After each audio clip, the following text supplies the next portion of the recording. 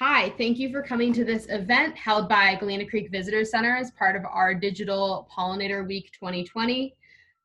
This event is discussing how to create and manage and maintain a wildlife-friendly and pollinator garden in your backyard or somewhere else that you have an area and you want to support pollinators.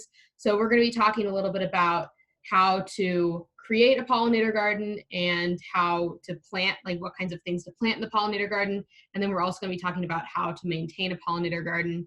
And we'll be focusing on the Reno-Carson City, Truckee area, but the greater concepts of this are applicable to most areas. So thank you for coming. This event will be about 30 to 40 minutes long, and we hope that you learn a little bit from it.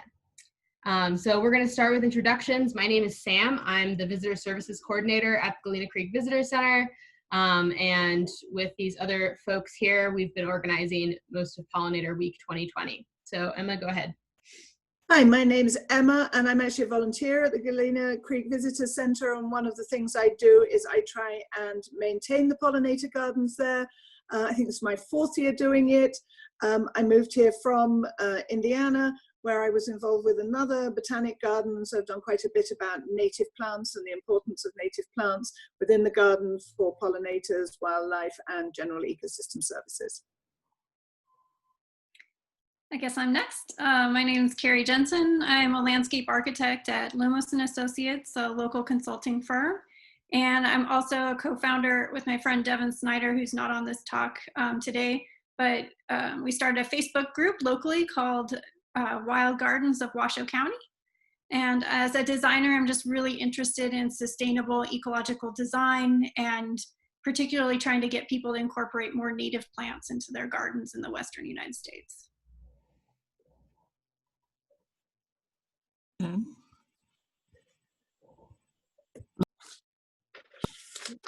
Looks like it's me. I'm Charlie Duncan. Am I? Am I here? Yeah, you're good. Am I here? Yes. Anyway, I'm a member of the Nevada Native Plant Society, as actually all of us are, I believe. Yeah. And I've been, since 2015, I've been propagating plants for the UNR pollinator gardens. And in the last year or so, I've been, and other gardens that we've established out around town. And right now I'm working on my master's at East Fork Walker River, putting in a pollinator garden there. So. Awesome. Okay, we're gonna move on now to what a pollinator garden is and why it's important. Ah, I think that's on me. Okay. I want to share screen, right? Share. Right here. It's supposed to be all set. There it is. See? That's the wrong one. Oh, God. All right. Those are pretty cool looking pollinators, though, some of those. They are, yes. And pretty soon we'll find out what the difference between flies, bees, and wasps are, if I can figure it out. Yeah, let's not play. Go to the next person. Jenny, Kerry, would you take over, please? Well, in general, I can say if we want to talk about like why pollinators are important, if you need to eat food, they're important because they pollinate all the plants that produce the food that we eat. And so just being a human, you should care about pollinators. Also, I bet everybody's heard in the news just the general consensus that biodiversity across the world is decreasing and that insects and beneficial pollinators are among the species that are kind of indicators that they're in decline. So there's lots of things that we can do to help bring them back. And pollinator gardens are one of the great ways that we can, as individuals, give them habitat and provide places for pollinators in our urban environment. Awesome. Can you talk a little bit about what it means to be a pollinator garden versus a wildlife-friendly garden? It's the same thing. Yeah, they're one and the same. Yeah, I guess pollinator gardens would just be you're really concentrating on beneficial insects, but wildlife gardens can do that for pollinators and other species. Like if you want to have birds in your garden, usually if you have a pollinator garden, you're doing things that would also encourage birds and other species. If you have biodiversity, lots of different kinds of plants, a different structure and places for things to live, then you're going to get all kinds of stuff, which would include pollinators and other things if you want them. Awesome. Charlie, did you want to bring up your slide? Oh, it's there. Are you getting it? No, I'm not. Ah! No. Okay. That's it. Oh, I can't find my Zoom. That's the reason why I can't, is because I can't find my Zoom. Sam, I've got a couple of slides I could quickly share while Charlie finds hers. Okay, Oh, yeah. I've got it up. I just can't. I'm sorry. I just can't seem to reach Zoom. I'm going to close out this. Okay. While you close out, let me just. That was why. That's why I wanted. Why I wanted Sam to have it, so she could just go. Okay. Yeah. This is this slide is showing some of the things that pollinators, and it's not just pollinators, it's birds and all the other living things, are facing for habitat loss, but challenges they face, say habitat loss, use of pesticides, introduction of non-native species, pesticides. But the good news is that the research has shown that even if we make small changes in our own yards, we can help pollinators. And then, yeah, oh, okay, sorry, share content photos, because I had another one when Kerry was talking about, you know, what they need. They're just like us and other animals. If we can provide food, water, shelter, and space within our yards, then we can help both pollinators and we can help other wildlife, which together interact to form those healthy ecosystems and sustainable aspects we want in our yards and we want in the country, in the world, to increase biodiversity. Awesome. Charlie, I think I can pull up your slide. Did you want the pollinators or biodiversity one? Yeah, that works okay. Yeah. Let me see if I can bring because we're talking about ecosystem biodiversity and the ecological resilience. Mm-hmm. All right. Functional groups. Can everybody see that? Can we see? Yeah, brilliant. There it is. Yeah, okay.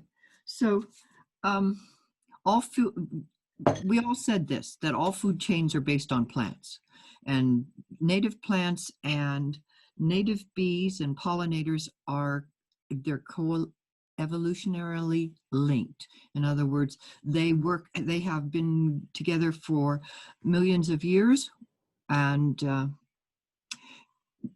so it's always best to use native plants to conserve our native pollinators. In this case, in Nevada and the Great Basin, we have between 900 and 1,200 species of native bees.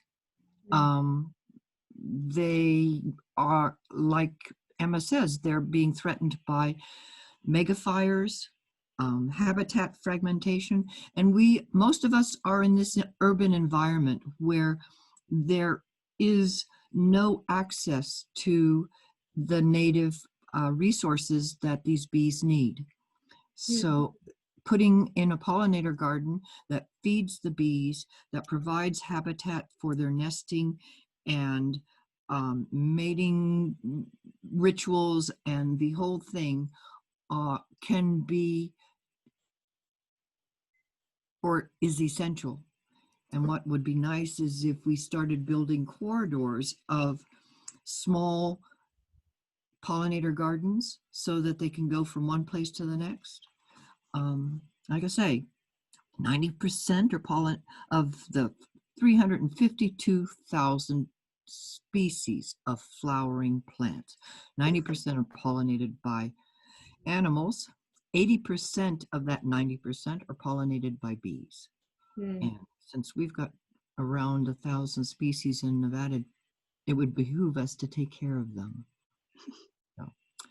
Okay, awesome. Let's move on to our next topic now that we've established the buy-in of everybody needs to have their own pollinator garden. Can we talk a little bit about planning a pollinator garden? So things like how much space do you need to create a pollinator garden, and what kinds of irrigation do you need, and how can you provide habitat for different pollinators? Yeah, You want me can I share my screen? Yeah. share your screen?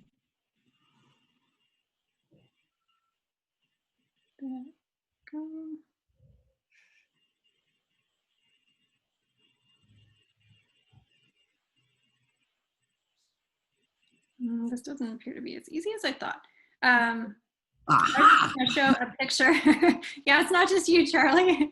I was just going to show a picture of a standard suburban landscape, but everybody can imagine that, right? Like, what do most people's yards look like? They have a large expanse of lawn and maybe some foundation shrubs around the side of the house.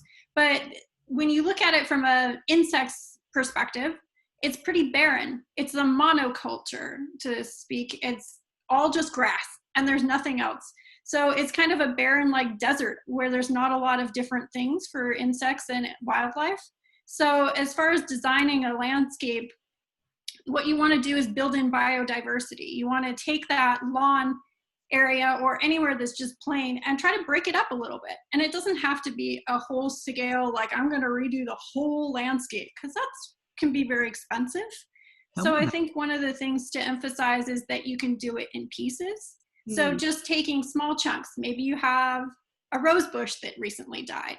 Instead of replacing it with the same thing, maybe you put in some plants that you know are beneficial to pollinators and start building in that diversity, having different types of plants that flower at different times so that there's food sources for different animals as well as habitat and structure. And even just putting out little trays of water that to provide food or to provide water, because you're trying to achieve three things essentially. You want food, water, and shelter. And you can do that in little pockets. It doesn't have to be the entire landscape. So I guess just doing it over time can be a really beneficial way to tackle it as a homeowner instead of redoing your entire landscape at once. Yeah, that's a really good point, that even creating small little like havens for insects and other pollinators is a good start. Yeah, even just a pot on your patio. Put some sunflowers in it, or, you know, spice it up a little with some different things. That's the best thing you can do, is provide diversity. So, and that could be fun, having different kinds of plants.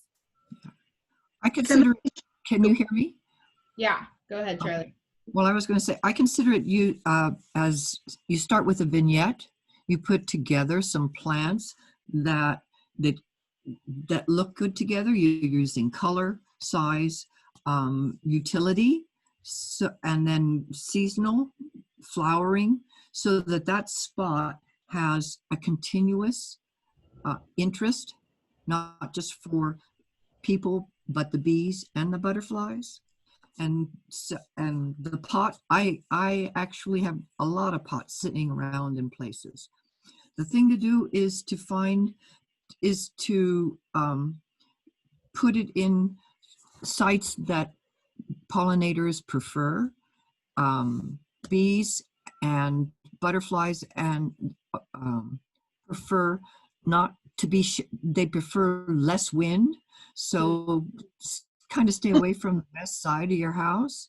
If that's the only place you can put a pollinator garden, put in strong plants so they don't blow as much. South is always good.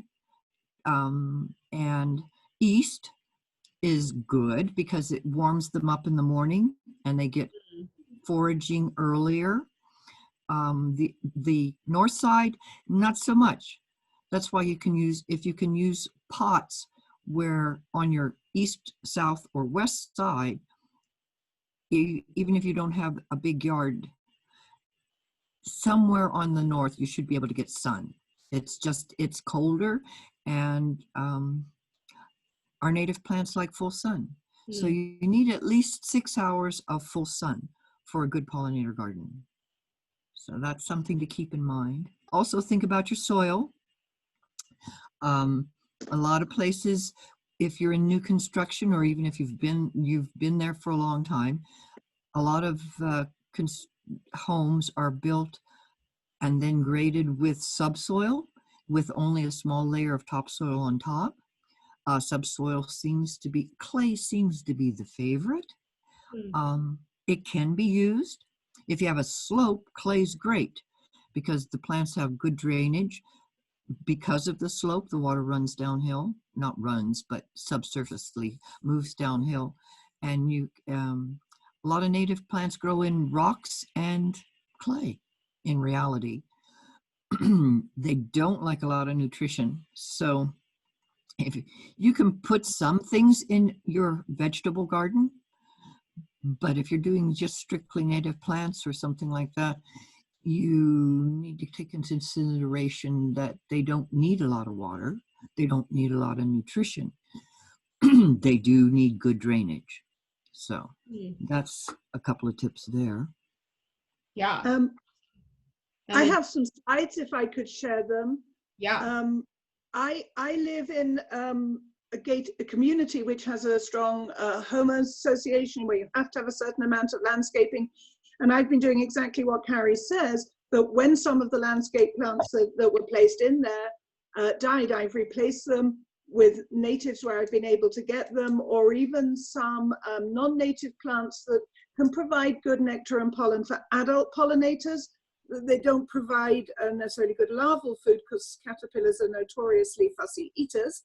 And I also let things pop up. So for example, this Penstemon etonii that you can see in the picture and all over the place has self-seeded from a plant that I had installed. The original plant died because I think it was getting too much water. This is just growing in unirrigated areas. Here's another one where I've included them with some of the mixture. Say I've only been here 4 years, so I've been learning and playing, but the grass in the background there is the Indian rice grass, which is a wonderful native, and I think it's Nevada state grass. And there's also Penstemon etonii, and some of those are beginning to self-seed outside of those raised beds. This is a globe mallow that I did purchase from a mail order from High Country Gardens because they provide some natives and it's super happy. I know they're short-lived, but I'm hoping it'll seed. So I do have a good friend who will share some plants. So this Eriogonum undulatum is just sitting in some of the rocky subsoil that was left by the contractors, no irrigation. It's super healthy. I was very worried the first year because it was being eaten by deer, but it's doing well, and wonderful mixture of pollinators on that. And also I think it's a host plant for some of the blue butterflies and other butterflies. This little Ipomopsis came up on its own. One of the things as a member of the Native Plant Society and as a keen plant person, I've learned to identify different things. So I noticed the basal rosettes and I protected it. So this little Ipomopsis came up, I've protected it, and then it's in front of some of the white daisies that the landscapers love. And vegetables, don't forget vegetables. If you've got a vegetable garden, those are great for a variety of different native bees. If you consider that a lot of the vegetables that we eat were taken from North America and then moved to Europe, played around with, and then brought back. So yeah, they like our native bees, and our native bees like them, especially squash, tomatoes. And native bees are much better pollinators for some of these things than the honeybees that we've brought over from Europe. Certainly when you're looking at some of the trees, some of the orchard bees are better. Bumblebees are much better at tomatoes and things like that than honeybees. So yeah, you by having the native pollinators, you're getting a better rate of pollination in your vegetables. Well, bumblebees they sonicate, which means they vibrate their wings at a certain frequency, and tomatoes, fruits, penstemons are all, their pollen is released at the frequency that the bumblebees buzz. So that's why it's called sonification. But anyway, it's pretty cool. Bumblebees are awesome. Awesome. Well, this kind of brings us to our next topic, which is planting a pollinator garden. So I guess a really important question is, do you need to have all native plants to have a pollinator garden? No, you don't. It's preferred, but no. Okay, It's so also harder to find native plants like in nurseries. So whenever you can get them, great. But if not, then there are lots of non-native drought-tolerant plants to consider. The analogs. Lavender is a perfect example of a Mediterranean plant that is loved by pollinators everywhere, seriously. And it's another one that bumblebees go nuts for. There's a number of annual seeds, not wildflower seed mixes, but annual seeds that you can get through some of our seed companies. But one of them is Cleome cerulata, which is Rocky Mountain bee plant. That's an Intermountain region, which we are in the Intermountain region plant. Its cousin, Cleome lutea, is the yellow bee plant, and that's of the Great Basin. And it likes it drier and sandier than the Rocky Mountain, but those are really nice, easy plants to put in and are great resources. Annual sunflowers, the native annual sunflowers, the ones that are out along the roadside, have excellent pollen supplies. Sunflowers and milkweed. Believe it or not, milkweed is a very good native plant that you can put in your garden.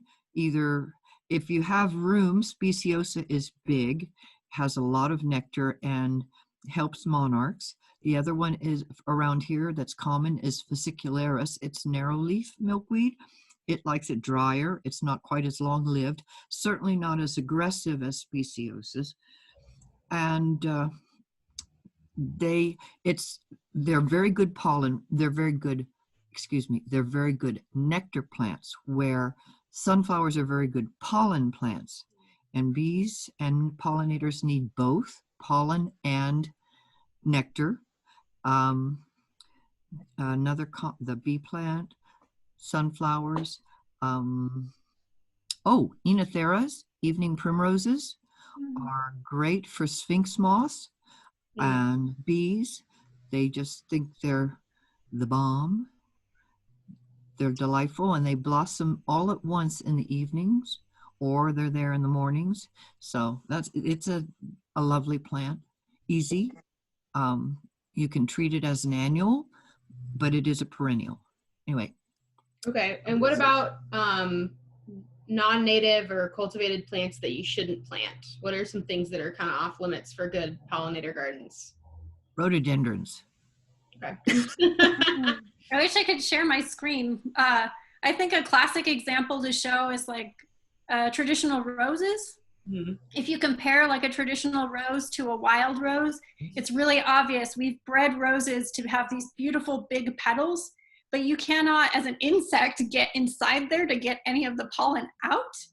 Whereas a native rose has like this big landing pad where you can get in as an insect. So we've kind of bred plants to have aesthetic qualities that we like, but they aren't necessarily great for natives or for pollinators because they can't get in. So I just think of the rose as kind of a classic example. If you can do a native rose versus ornamental, that's way better for a pollinator. I've got a couple of slides to share, if that's okay. Yeah. And in fact, the first one I'm going to share is what Kerry just said. Be careful. Choose old-fashioned flowers. If you can't get a native, go with the cottage garden old-fashioned flowers. This is an example with the echinacea. Say I was out west, but you breed them so much you can't even see the structure. Some of them have been bred actually to be sterile. They don't have pollen. The insects can't get in there. So definitely go with old-fashioned flowers. And if you can't go find the woods rose or the true native rose, at least go with some of the single ones. So they've got the landing pad, and they're more likely to have the pollen and the nectar. think like an insect. Think, how do I get there? Where's the food? Is there any food? When you're talking, when I moved here, I found it so difficult. I didn't have contacts and to try and find native plants. One of the plants I have in my garden is Nepeta, is catmint. All of these pollinators were just taken on catmint plant that sits right by my patio, and it's great for adults. It's no good for the larvae of the moths and the butterflies because they tend to be fussy, but it's wonderful for a variety of pollinators. It's a long tubular flower, so butterflies, long-tongued bees, moths, all of those can access the nutrients. And it's not a plant that, as far as I'm aware, is invasive. I don't think it lives very well off the irrigation. It's seeding a little bit in my garden, but the bits that go into the non-irrigated are very puny. So I don't think it's going to escape and cause big issues in the the native environment. Yeah. And in fact, many of the if you go and look for lists of what to grow and not grow, I think people like Xerxes and other ones, Pollinator Partnership, are aware that finding the appropriate native plants is a challenge for people across the country. So they do suggest some of the non-natives that can be grown, garden plants that can be grown. Some of the agastaches do very well with us. Say the butterfly weed, obviously they're looking at the west because they've put tuberosa, which is the orange prairie milkweed. But it'll still grow here without causing problems, unlike the Mexican one, which can cause some problems. But the tuberosa takes about 3 years to mature enough to blossom, whereas where our native milkweeds get up and going within a year to two, and so that's why they're a good thing to have. Yeah. The stone crop, I love that sedums are included in this. They are a member of the Rosaceae family, and that's the reason they do provide the pollen. That's a good one and easy to get a hold of. It doesn't, you can get them in big box stores. So and the columbines are all the same. Notice there are some herbs like the oregano and basil, and fennel is a great Apiaceae plant. But those are all ones that if you want fresh, you're going to cut them down. But if you leave them and let them blossom over the summer, then those are great resources for pollinators. And you talked about hummingbird mint, didn't you? The agastache. Yeah, she's in there, yeah. Yeah, because it's not just the native that we have around here, which is the giant purple agastache, but there are others, the neo-mexicanas, the reds and the pinks and the licorice-leaved type mints, bee mints. Yeah. So.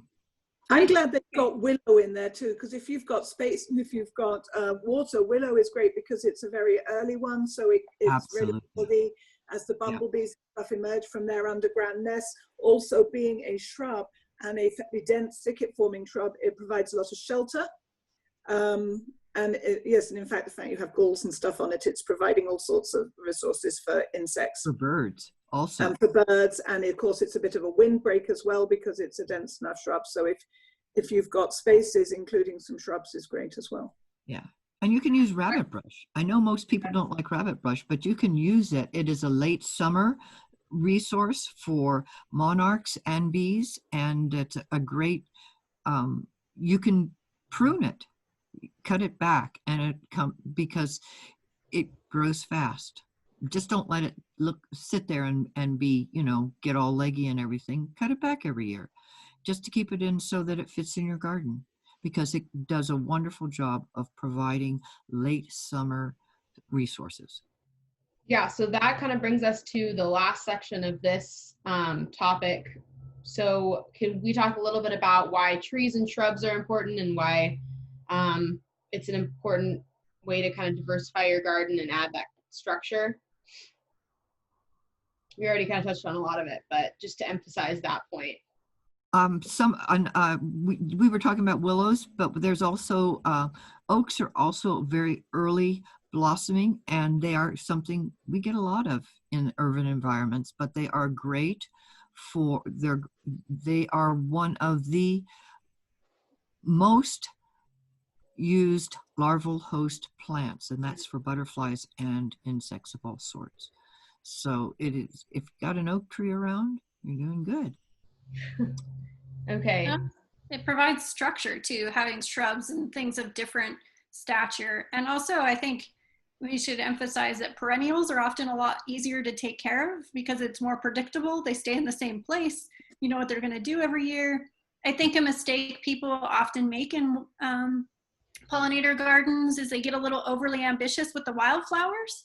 And while wildflowers are great, they can also get kind of messy looking, which is, the insects don't mind, but people do. And so if you're trying to keep your neighbors happy, sometimes it's good to think about not going crazy with all of the wildflowers that then turn into what looks like kind of a weedy mess later in the year.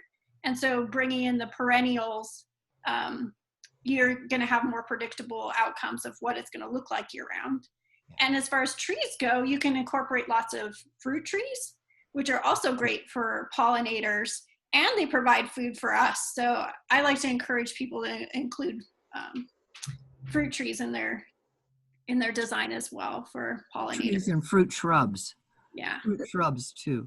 Yes. Depends a bit where you live. When we are encouraged where we live, and I live very close to Galena Creek Visitor Center, not to leave fruit hanging because we have issues with the bears. Good And attracting bears. So you've Be got to wildlife friendly. yeah, I know, wildlife friendly, but it's getting the balance right. So if you have fruit trees, pick your fruit or whatever, or plant fruit trees, yes, you're going to use as well, so that because it's not fair to some of the bears, as we know, when they get habituated to eating our food sources. Yeah, but there are local shrubs that everyone should be planting. Chokecherries, Yes. elderberries are excellent. They're good for us, good for the bees, good for wildlife. Service berries are beautiful in the spring. Beautiful.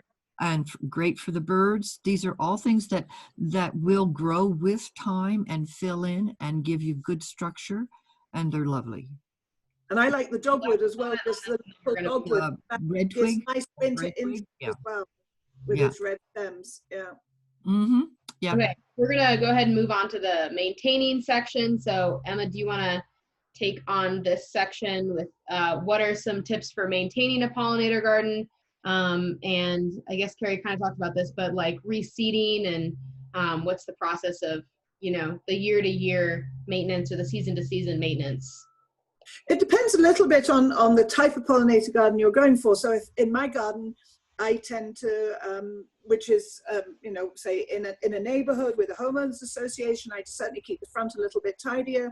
So I will do some deadheading and some cutting down. I don't need to reseed, but I have taught myself to identify stuff that is self-seeded and decide which ones to keep and not keep. I love white yarrow, I have it, but I do have to pull some of that out because that can be a thug if it's happy and goes through. But if you're going for something, or got the space to go for something more wild, like in the visitor center pollinator garden, when I took it over, it had been a bit sad. So I've allowed stuff to fill in. What I've concentrated on doing for the first couple of years is really just removing some of the rhizomatous grasses, the grasses that spread through roots and then can come up, and taking out some of the native seedlings we don't want. We don't want sage in that pollinator garden. It's now getting to the stage where I'm going to have to thin out some of the stuff that's self-seeded, because otherwise we're going to be left with just 3 or 4 different plants that are just competing and lose some of the diversity of plants and therefore some of the spread of flowering time. So it depends a little bit on what you want to do, but even if you're cutting down and tidying up, do not cut down to the ground. You want to leave the stems of things like your milkweeds and stuff over the winter. You can reduce them to tidy them up, but those hollow stems provide very important space for larvae, eggs, and overwintering insects. Also, when you look at some of the narrowleaf milkweed, it has a lovely silky epidermis, and I've seen birds stripping that off in the spring to line their nests and things like that. So be tidy, but not too tidy, or maybe only be as tidy as you need to be, depending on where you live, what your fire risk is, etc. Yeah, so that's a really good point of being wildlife friendly even when things aren't flowering. If you have a brush pile, and it doesn't have to be very large, in fact, it's not a good idea to have it very large because it attracts other things, but a place where you do put these hollow stems that you trim if you have to keep it tidy, instead of sending them off in the garbage. If it's at the end of the season, there may already be bees that have nested in those hollow stems because that's where they lay their eggs. And so if the dead stems are laid in a place where some sun hits it, keeps it warm, and keeps it from getting totally wet and rotting, you're providing habitat for, like Emma says, the overwintering insects. But those hollow stems are essential. A lot of our bees are ground nesters. So if you leave some bare ground within your garden, plants don't have to be cheek by jowl to be a garden. And so bare soil will give the bees a place to put in their ground nests. And as far as reseeding, annuals are up and gone in our country here because of how hot it gets in the summer. So the perennials that you can depend on to be there year after year after year are very good because the bees are attracted to that continuous supply and they know where to go, even though I don't think they leave notes in the nest, but they are dependent on a reliable resource in order to build their nest, because they will be attracted to build the nest around these areas where the resources are, because they don't have to take such long foraging trips.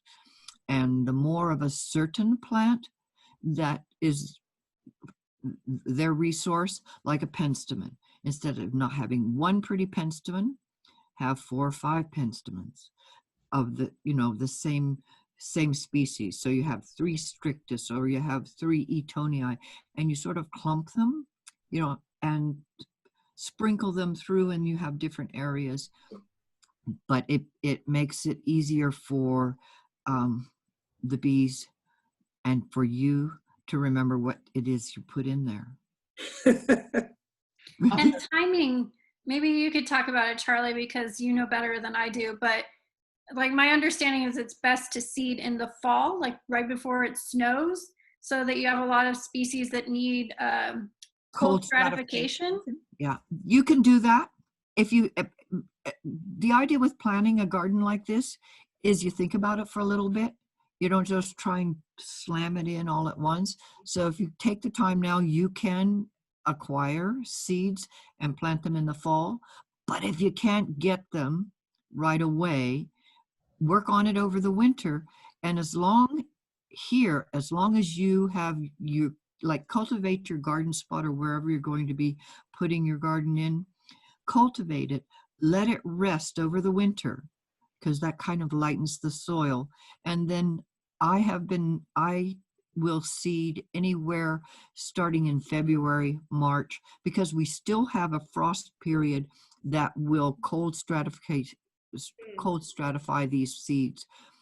You do not have to have a total over the winter. Just as long as you get them before the end of March in the ground, you will normally have a decent start.